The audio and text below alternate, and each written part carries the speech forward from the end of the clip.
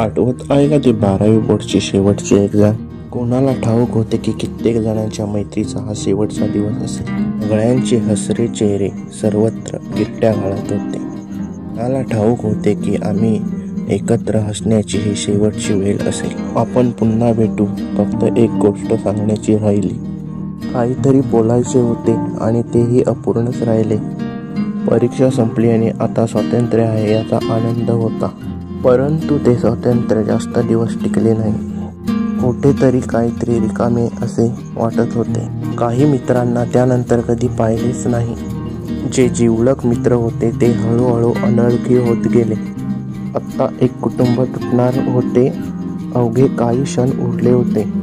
सर्वांचे रस्ते वेगळे होणार होते. जे नेहमी सोबत राहणारे मित्र होते त्यांच्यासोबत शेवटची आईस्क्रीम खात होतो. सर्वांच्याच डोळ्यांमध्ये आनंद झळकत होता. ठाऊक नाही का पण हे सर्व आपोआप घडत होते यावरती कोणाचेच नियंत्रण नसते. काही जण योगायोगाने मिळतात आणि काही जण खूप प्रयत्नाने पण मिळत नाही.